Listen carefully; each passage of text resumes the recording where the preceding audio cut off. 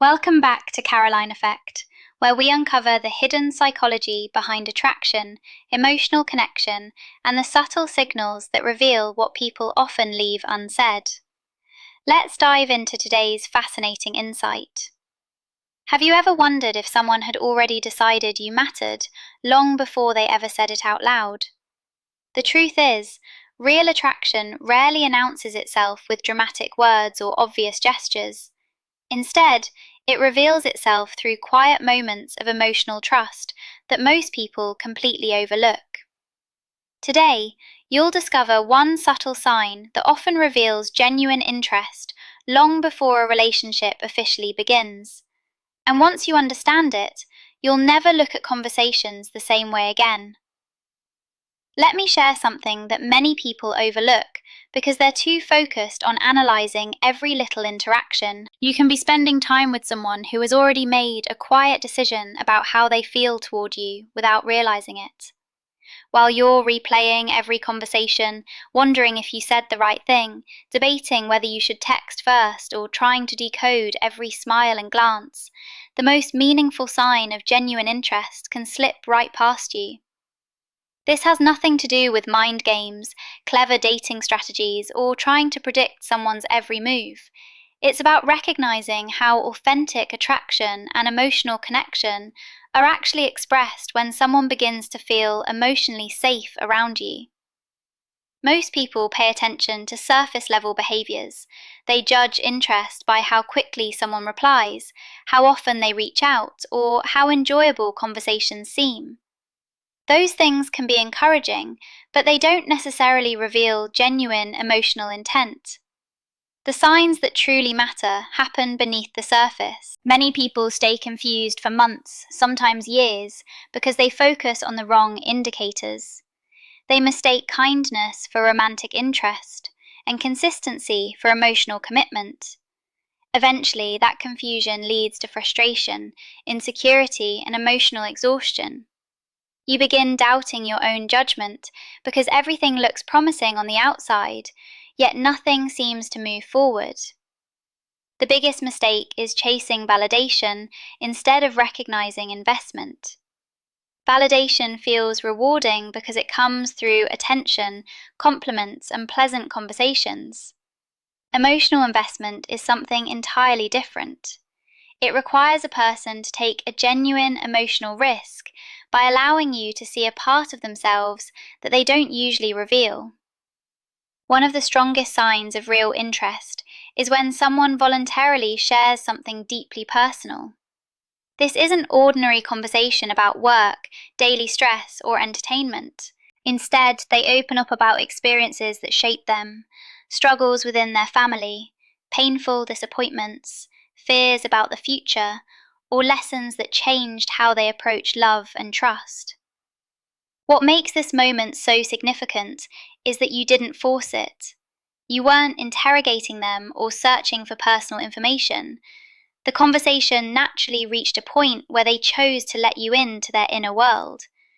That choice is meaningful because vulnerability always involves emotional courage. From a psychological perspective, this kind of openness serves an important purpose. When someone reveals something emotionally significant, their nervous system immediately begins observing your response. Do you stay calm? Do you listen without judging? Do you make them feel understood instead of uncomfortable? Your reaction helps them decide whether this relationship feels emotionally safe enough to continue exploring. This is why external behavior alone can be misleading. Someone may appear friendly, affectionate, and expressive, while still protecting the most important parts of themselves. That doesn't mean they're being dishonest. It simply means they haven't reached the point where they're ready to emotionally invest. Genuine openness signals that something inside them has started to shift. Interestingly, these moments often happen much earlier than people expect. Sometimes they appear during the first few conversations or within the first couple of dates. That doesn't mean complete trust already exists. It simply means something about your presence feels reassuring enough that they're willing to take a small emotional chance. Recognizing this changes the way you respond. If you fail to notice it, you may keep seeking reassurance, trying too hard, or creating unnecessary pressure. That imbalance can weaken the connection. But when you recognize emotional investment for what it is, you naturally become more present, relaxed, and emotionally steady, making the interaction healthier for both of you. This isn't about manipulating people or trying to control relationships. Healthy connections are built on honesty, mutual respect, emotional awareness, and clear communication. Understanding emotional investment simply helps you respond in ways that strengthen trust, rather than accidentally damaging it. As we continue, we'll look more closely at why this happens psychologically, how to separate sincere vulnerability from unhealthy oversharing, and how to respond in a balanced way that encourages emotional security. For now, remember one simple truth. Genuine interest is often quiet. It usually arrives through honesty rather than grand gestures, waiting to see whether it will be received with care. To understand why these moments carry so much meaning, we have to look beneath the surface. Emotional openness rarely happens by chance. Psychologically, it's one of the clearest signs that someone is beginning to move beyond casual conversation and seriously consider a deeper connection. When a person shares something vulnerable early on, they aren't only telling a story, they're paying close attention to how safe they feel with you and how you respond. Most people naturally protect their emotional world because opening up creates attachment, and attachment always carries the possibility of disappointment or emotional pain. That's why people become selective about who gets access to those deeper parts of themselves. If someone chooses to lower those walls without being pressured, it's often because they've already sensed stability, kindness, or trustworthiness in your presence. Their instincts are telling them this connection may deserve a chance. Many people confuse healthy vulnerability with oversharing, but they're very different experiences. Oversharing often feels rushed, emotionally overwhelming, and one-sided. A person may unload everything without noticing your comfort level or giving you space to respond. In many cases, that's less about building closeness and more about seeking emotional release. Healthy vulnerability has a completely different rhythm. There may be hesitation before they speak. Their voice may become softer.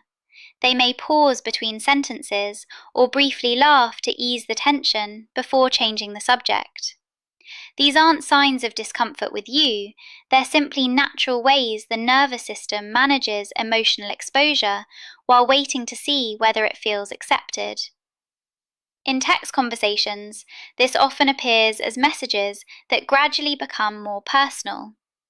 Someone might begin with ordinary conversation before sending one thoughtful message that carries real emotional weight. You may notice phrases like, "I don't usually tell people this," or "I'm not sure why I'm sharing this with you." Those statements matter because they show awareness. The person realizes they've stepped into vulnerable territory and is quietly watching how you respond.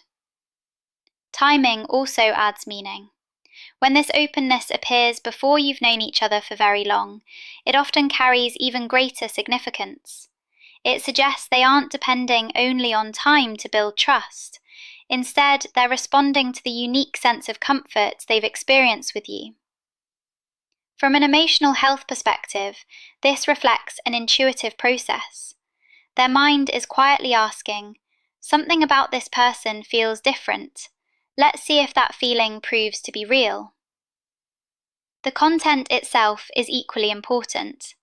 There is a meaningful difference between simply venting about life's frustrations and revealing experiences that have shaped who someone truly is. It reveals how someone's past continues to shape the way they think, feel, and connect today.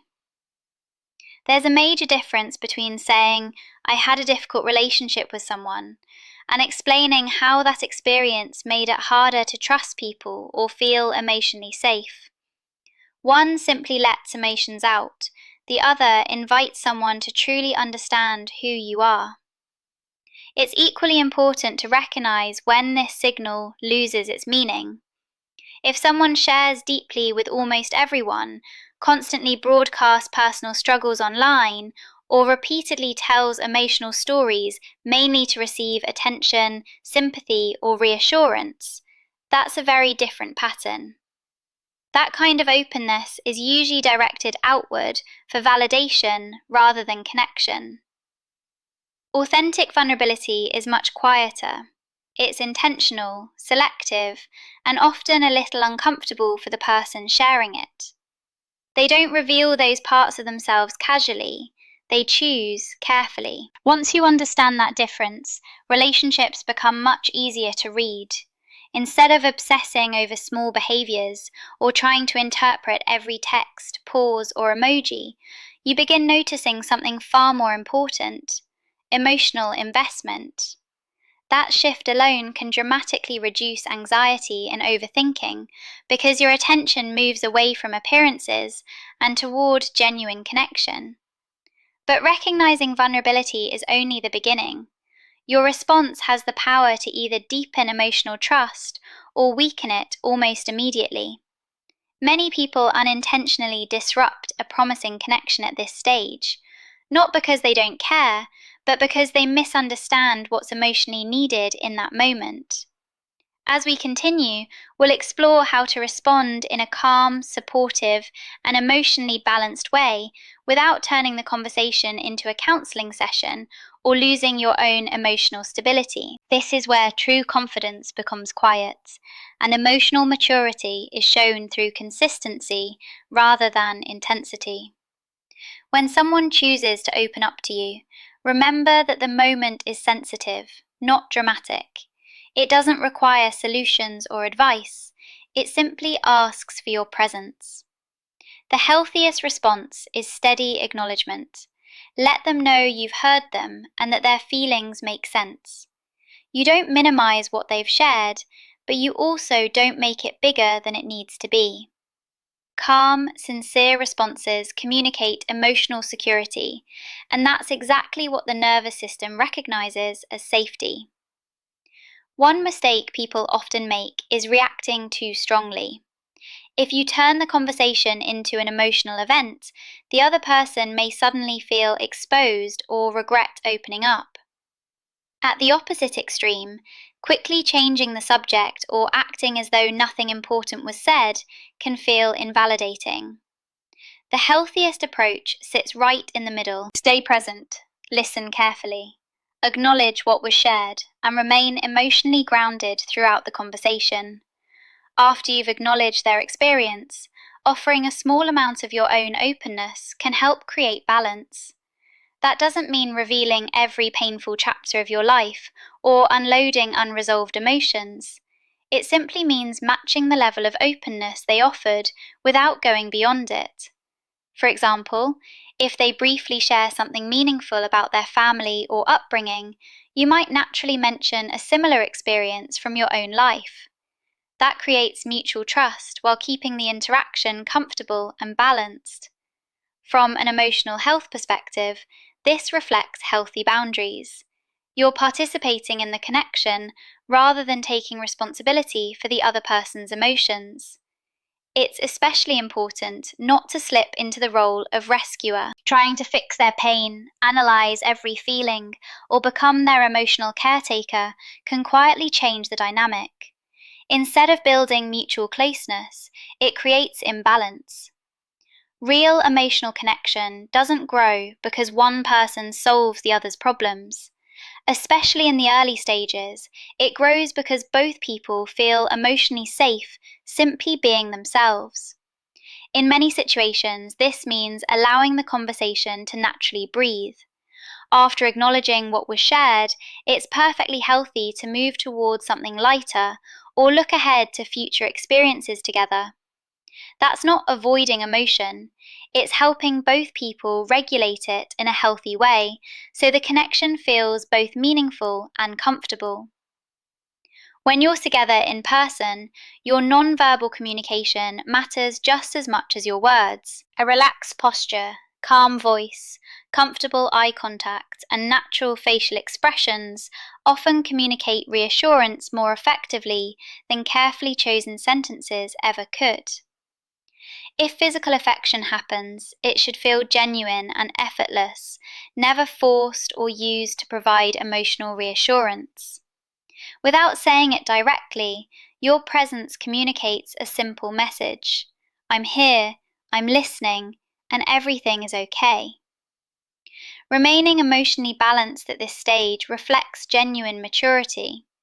When someone becomes vulnerable early in a relationship, they've often already made an internal decision that the connection might be worth exploring. At that point, you don't need to prove yourself or dramatically increase your effort. In many cases, doing too much actually creates unnecessary pressure. Healthy relationships grow when emotional investment is returned with equal care, not when it's overwhelmed by excessive intensity. This is where many promising relationships quietly lose momentum. After opening up, one person may notice the other suddenly becoming overly available, excessively eager, or anxious to secure the relationship. That sudden shift can feel unsettling because emotional safety depends on consistency, not emotional extremes. Staying centered reassures the other person that placing their trust in you was the right decision. Looking at the bigger picture, understanding this principle changes the way you approach relationships entirely. You stop chasing superficial signs and begin responding to genuine emotional substance. Instead of relying on appearances, you learn to recognize real investment when it's offered. Over time, this creates greater confidence, less confusion, and relationships built on mutual trust rather than uncertainty. The most important lesson is simple. When someone becomes emotionally vulnerable with you early on, they aren't asking you to impress them or perform perfectly. They're quietly offering you a piece of their trust. The way you receive that trust matters far more than finding the perfect words to say. A calm presence, emotional steadiness, and respectful forward movement create the environment where authentic relationships naturally deepen. In the end, this isn't about mastering techniques or controlling outcomes. It's about emotional awareness, healthy self-regulation, and genuine human connection. Once you understand that, you stop fearing silence, stop analyzing every small detail, and begin recognizing real interest for what it truly is. That understanding alone makes relationships feel clearer, healthier, and far less confusing. The strongest connections are rarely built on perfect words or impressive gestures. They grow when two people feel emotionally safe enough to be honest, present, and understood. If you can recognize and respond to genuine vulnerability with calm confidence, you'll stop chasing mixed signals and start building healthier, more meaningful relationships. If you enjoyed this video, don't forget to like, subscribe, and join us here on Caroline Effect for more insights into the psychology of attraction and emotional connection.